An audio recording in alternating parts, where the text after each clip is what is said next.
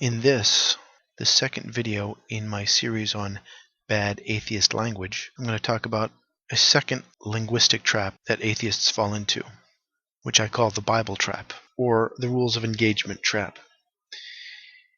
If we were debating in front of a judge trying to prove whether or not Spock was the captain of the Enterprise, and I put forth as my evidence the following statement: Mr. Spock, although he wasn't the captain in some of the episodes of the original series, he was the captain in every single episode of a series called The Lord of the Rings Star Trek Back to the Future, of which there were 1,000 episodes.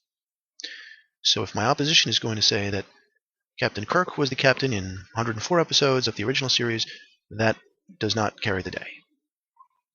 I hope, if I had done that, when it was your turn to speak, you wouldn't just forge ahead by presenting your case and then let the judge decide.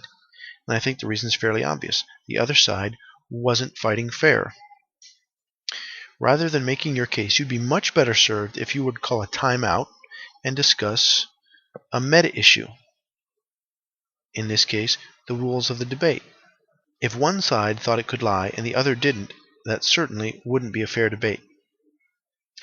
And what's very interesting about meta issues is that sometimes they're more important than the issues, in that they often are more important in determining the resolution of a debate than the issues are. This is really important, especially for atheists to understand.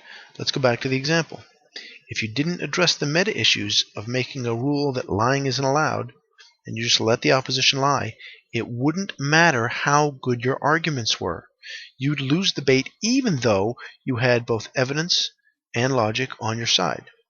Which, by the way, is part of the reason it's so hard for atheists to convert theists. It essentially never happens. It only happens if the theists are actively looking or if they're uncertain about their belief. And the reason is that nothing atheists rely on to address the issues, like logic and evidence, matter if the meta issues regarding the rules of engagement are not addressed. In short, you've got to address the issues regarding how to address the issues before you address the issues. Or in hopefully more intelligible language, address the meta issues before you address the issues to be debated. But what I see is atheists tend to be so hungry to get to the issues because they feel they have the theists dead to rights. So they spend all of this time crafting incredible arguments, but they don't spend enough time on the meta issues and the rules of engagement. It's sort of like agreeing to a knife fight with a theist, and they show up with a gun. Then, instead of crying foul for breaking the rules of engagement, you just say, hey, let's get it on, because I know I'm a better knife fighter than you. But at that point, it doesn't matter if you're a better knife fighter. They now have a gun.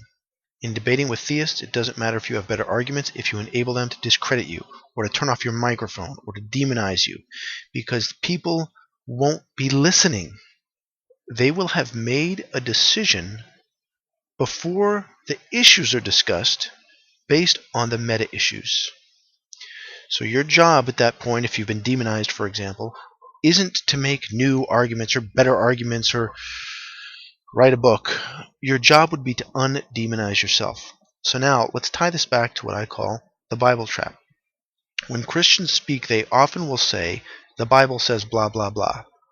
And almost 100% of the time, the response from atheists is some sort of counter-argument. You almost never hear someone say, foul, you just broke the rules of engagement, which is what should be happening because they have broken the rules of engagement in a way that's very easy to miss. Now, just as I hopefully convinced you in the last video in my language series that you should never answer the question, do you believe in God, without pointing out that you've been asked a loaded question, I hope to convince you now that you should never let anyone get away with mentioning the Bible without taking them to task in a similar way. As it was in the case in the last video on loaded questions, the heart of the trap that the theists are setting lies in presuppositions they make that atheists disagree with and fail to address. In this case, the presupposition is that there is such thing as the Bible. There isn't. Now, don't get me wrong. You got to stick with me on this for a minute. I know that I can pick up a book and on the cover it says Bible. I'm not saying those don't exist.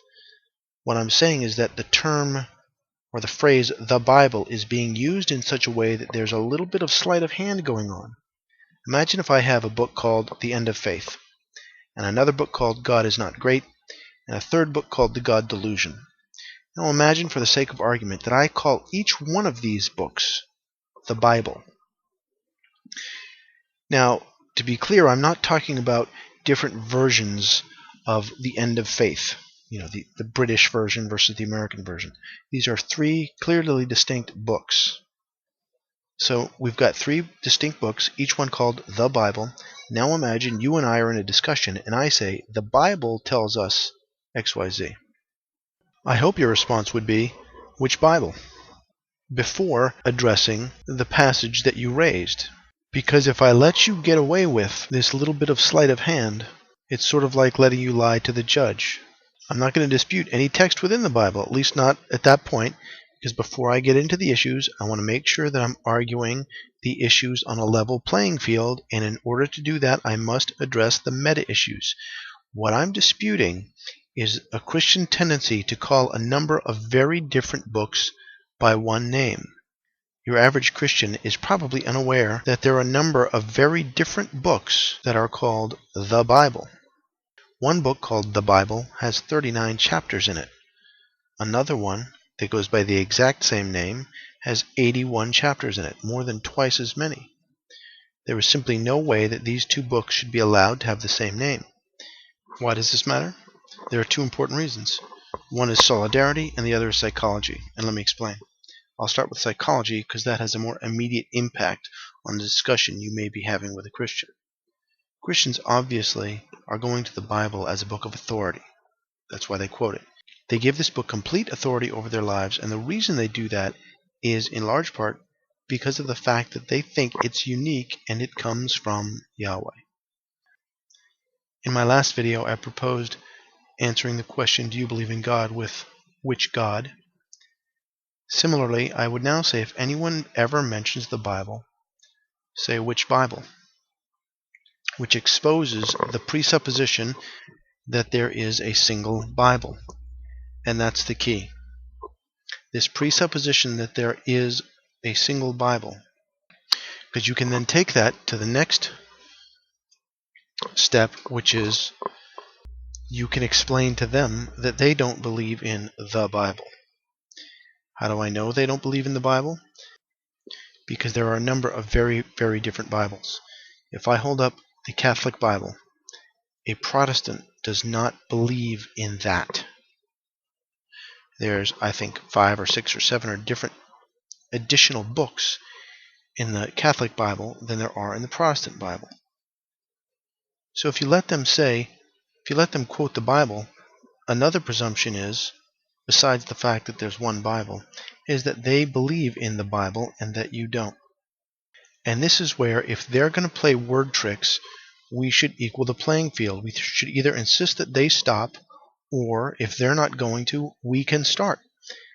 What I mean by that is, every single Christian in this country you can say to, you don't believe in the Bible, because they don't believe in the Ethiopian Orthodox Bible. There's also the issue of historical texts that have been removed and added. Most people think the Bible is a single entity that has not changed. The Bible used to have some books in it that were voted out. And in different areas, they vote different things into the Bible. Now, I know a lot of you might think this is small potatoes and doesn't matter, but I think it's sort of akin to how the feminist movement got it so that you don't just say he anymore. You'd say she sometimes, or you'd say he or she. I remember at the time that change was occurring, people saying, oh, come on, I just can't say he. It seems like such a small thing, but these tiny things really impact one's consciousness. I can feel literally a difference in myself when you say she in a sentence instead of he. It brings women up to the same level in a way that it doesn't if it's just quote-unquote understood that you mean he or she. Wow, I'm out of time. I'll just quickly talk about the solidarity issue, which is The Christian versus atheist thing is a problem when the Christians have basically united, and it's an issue of united we stand, divided we fall. If we let them unite and fight us together, that's more problematic. If they're going to be infighting amongst themselves, that helps us. Anyway, didn't get into the details that I wanted to, but complex ideas can't be done in sound bites. But I hope you're starting to see that language matters, and that's the point of this series.